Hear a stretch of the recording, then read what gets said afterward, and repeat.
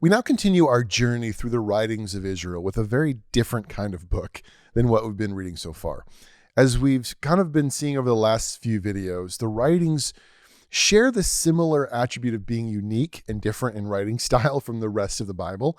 Rather than stories or sermons, they use different forms to think through, teach, and poetry and wisdom writings.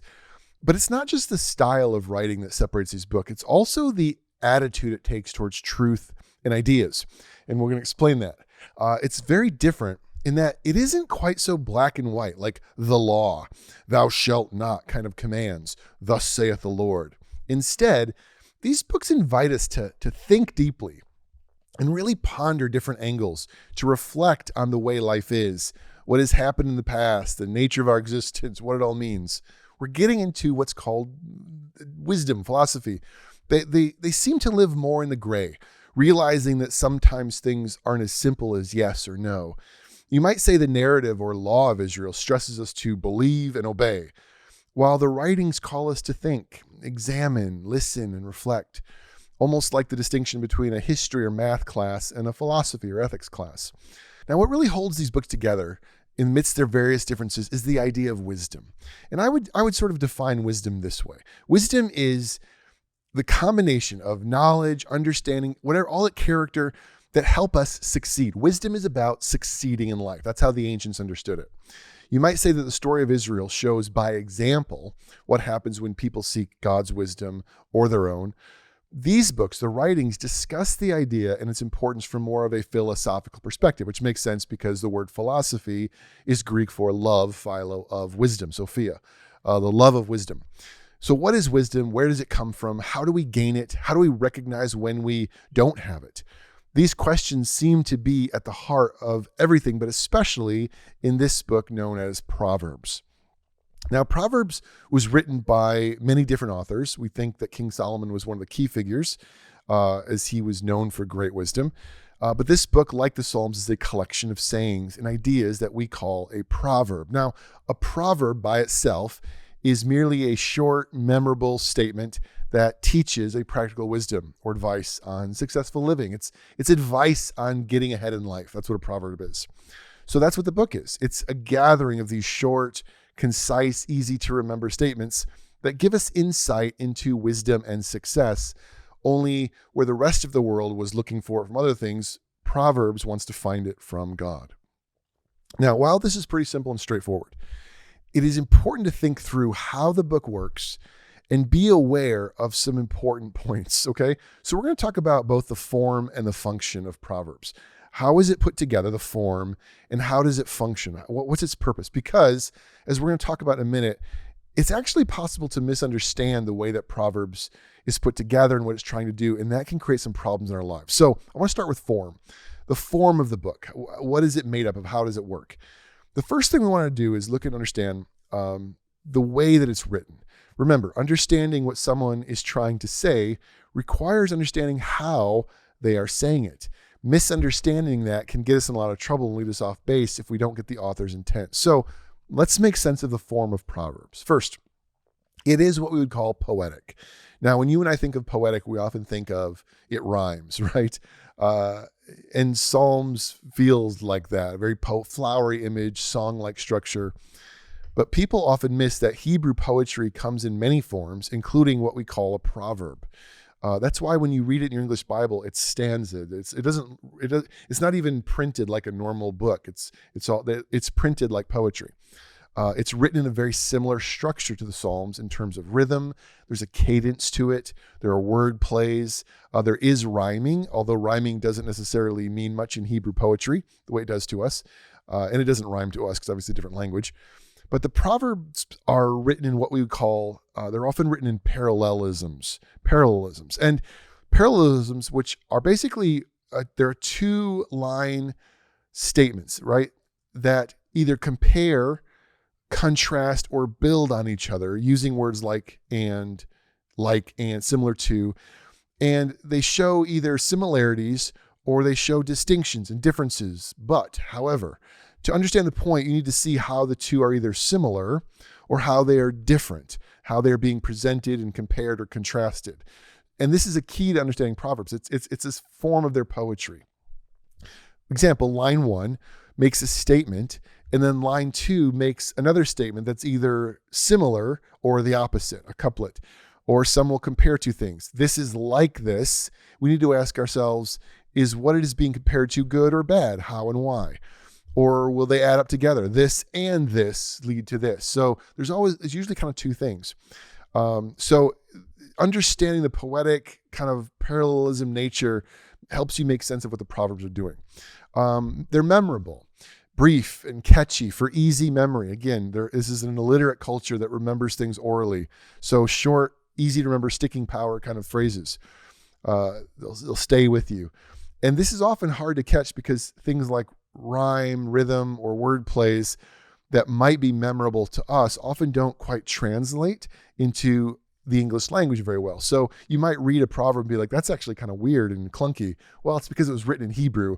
And if you knew Hebrew, you'd probably see that it actually flows nicely and maybe it rhymes a bit or has a very clear cadence. It's not necessary for understanding it. But just think about how many of our sayings or proverbs are culturally based and would be hard to fully understand. If I said 3 strikes and you're out, or, something like that, you hit a home run, that means you only get so many chances or that you've done something really well, but it's so wrapped up in a cultural understanding that if you didn't know baseball, you'd have no idea. So there's something like that in Proverbs, and that can make it a foreigner reading it in a different language. Some of that can be missed, but ultimately, if you take your time and study and really look at them, you'll still get the main ideas, because at the end of the day, they're simple. It doesn't use quite as figurative or flowery language. It's more cerebral. It's a little more heady, a little more left brain, I guess. Not as inviting to your emotions and feelings like Psalms. It calls you to think and be reasonable and use everyday language we can all grasp pretty easily. They're also easy for us because our culture still uses Proverbs all the time. Look before you leap. Early bird gets the worm. Better to be rich than stupid. That's not one of them. They do, however, use overstatement and generalizations. So be careful when reading that you don't miss the point and get lost in the details. And we'll get into that a little bit more here in a minute. So that's kind of the form. Now let's look at the function. What do these things do? What's the purpose? What are they trying to bring about? Okay. What is the function which they serve in our lives? What should we be getting from them if properly read and understood? So here are some general points on function, and then we'll walk through the book and get more specific. First, I would say we're talking about practical advice, practical, pragmatic, everyday advice for living. Proverbs is not specifically what we would call religious instruction like Torah, how to worship God, ethics. No one is telling you to properly worship or offer sacrifices in the temple, how to dress, and like that. Rather, it relates to helping us live our everyday lives. In fact, much of what is said in Proverbs isn't even specific to the Bible. There are other ancient Near Eastern proverbial code books and collections that say a lot of the same things in the same way. Hammurabi is a law code that looks and sounds very similar. After all, wisdom is wisdom. If it's true, if God made it true, it's true across cultures. Wisdom literature, as we call it, is actually the closest thing, again, to what we would eventually call philosophy by the Greeks.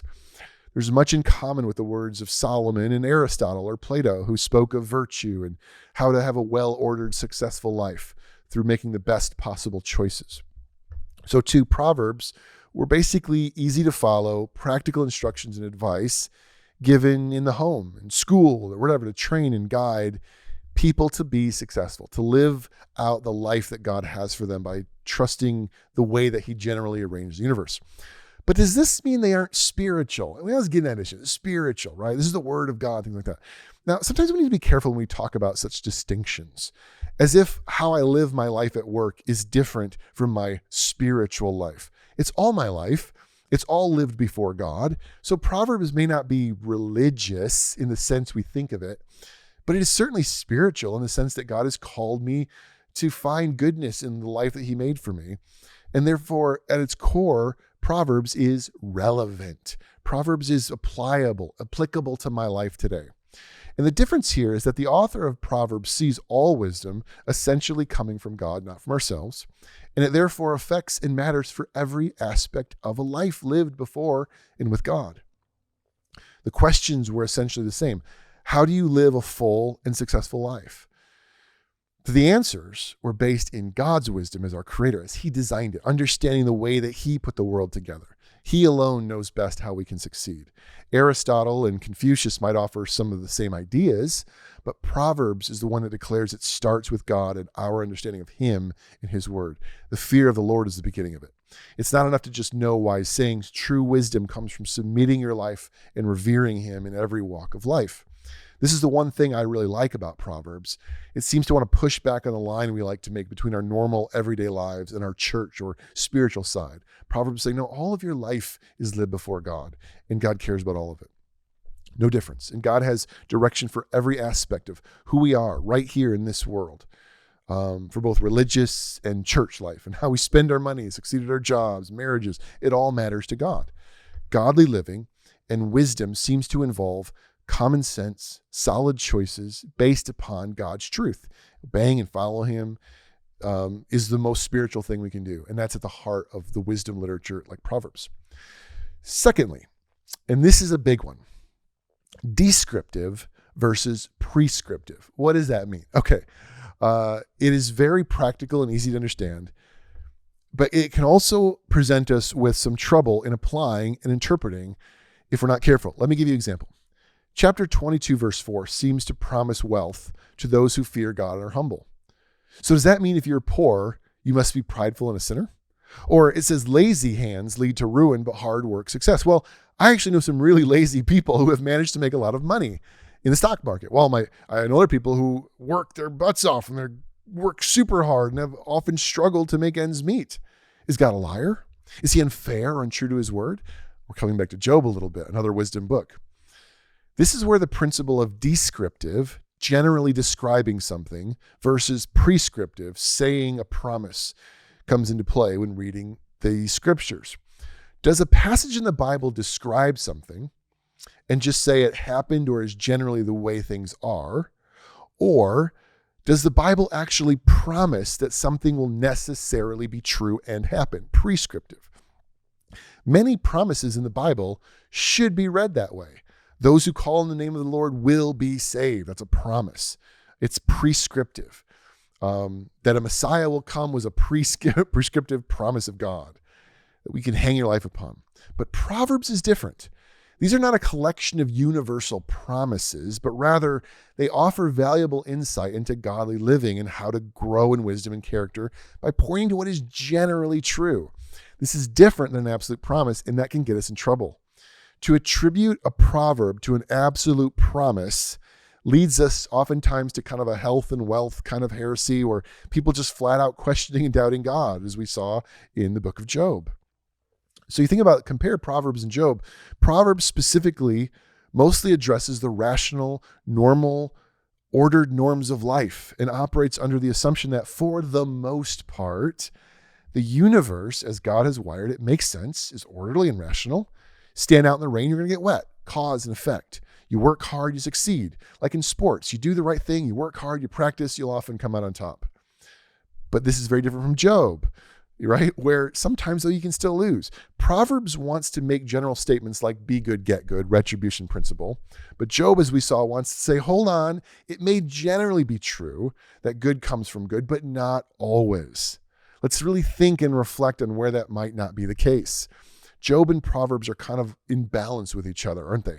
One is saying this is generally true, Proverbs, for the most part. It's good advice. The other is saying, yeah, but be careful. It's not always true. It's not a promise. When I was a kid, I was given a little book that was called, 300 promises from God in the book of Proverbs. And I remember leafing through it and being like, these are all promises? So if they don't happen, is it my fault or is God a liar? Or is it possible that they were never meant to be promises? They were generalities for life, which is how the Israelites understood wisdom literature. It was different from prophetic literature. The prophets were speaking prescriptive, thus saith the Lord statements. The wisdom books were pointing to how the world generally works. Okay, let's look at the structure of Proverbs. Not nearly as important again. Structure isn't as big of a deal in these books as it is in maybe the history books and other things, but kind of give you a big idea. There's a preamble in the beginning. Open your Bible and read, right? 7 verses tell us what the whole book is about. The purpose is stated: to attain wisdom and instruction, to live a prudent, healthy, successful life that's righteous before God. The audience is stated: those who are simple, those who are gullible or easily led astray, making bad decisions, young. The basic contrast of the entire book is given in verse 7. The fear of the Lord leads to good. Fools, wickedness, those who ignore God lead to destruction. Generally a principle for life. Not a promise, general principle. Then you have a prologue in chapters 1, 8 through 9, verses 8 through 9. Sets up the entire book with a series of poems that stress the importance of seeking wisdom and listening to wise counsel. It's written as a father speaking to a son, challenging him to gain wisdom, to reject folly at any cost, warnings to avoid wicked men. Maybe you've heard, show me your friends and I'll show you your future. There's a tie between obeying parents who hold wisdom because they have knowledge, they've lived longer, versus stupid friends. We saw that with Solomon and his son Rehoboam, who rejected the wisdom of the older. It highlights the wisdom in marriage fidelity. There's goodness in actually staying true to your word and your oaths and being in a relationship that's committed.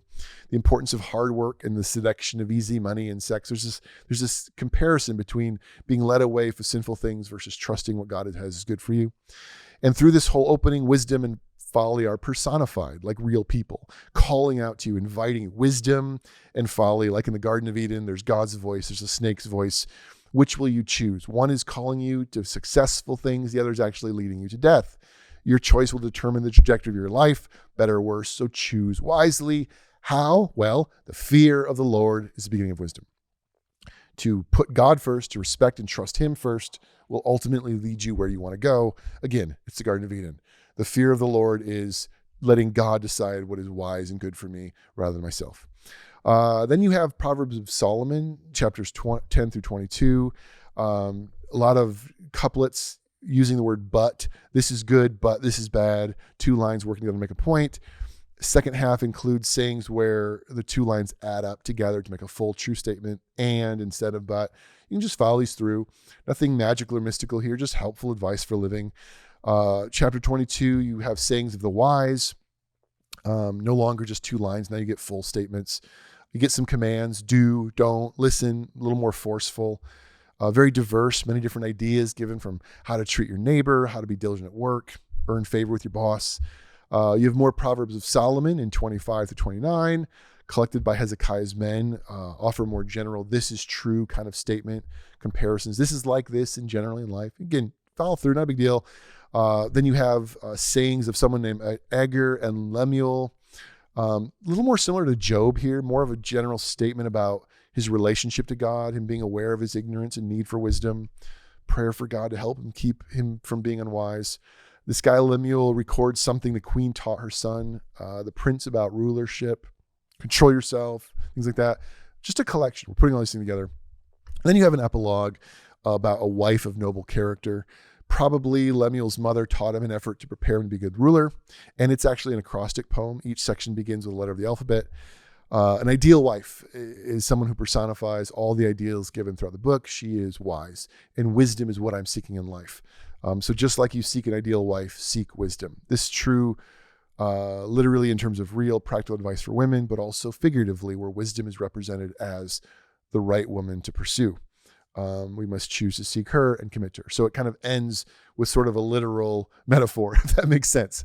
Like this is actually speaking to a wise woman, but the whole theme of the book is choosing the wise woman versus the folly woman who's leading me into other things. So it will help you understand Proverbs if you're able to read them and not get too caught up in all the minor details of do and do not.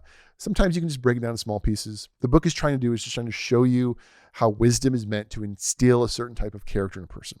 One that reflects God's wisdom, makes the right choices at the right time, instructions for the young, how to live well, and things like that. But again, keep in mind, and I just want to stress this again, the book of Proverbs, like much wisdom literature, is descriptive. It's just generally describing the world. It is generally true that if you work harder, you'll succeed. But it's not promising. Therefore, if you work hard and things don't go well, you don't hold a proverb up to God's head and say, you failed me, God, you promised. It's not how wisdom literature works. If a prophet speaks of thus saith the Lord, we expect that to happen. And if it doesn't, we're actually told the prophet wasn't a real prophet. Proverbs doesn't work that way. And we're actually going to now continue on with a few more kind of random books that continue to lead into other ways they thought and processed the world and sort of wrestled with this issue. So that's the book of Proverbs. And then we're going to finish up the wisdom literature looking at Ecclesiastes, Song of Songs, and the book of Lamentations in our next video. Thanks, guys.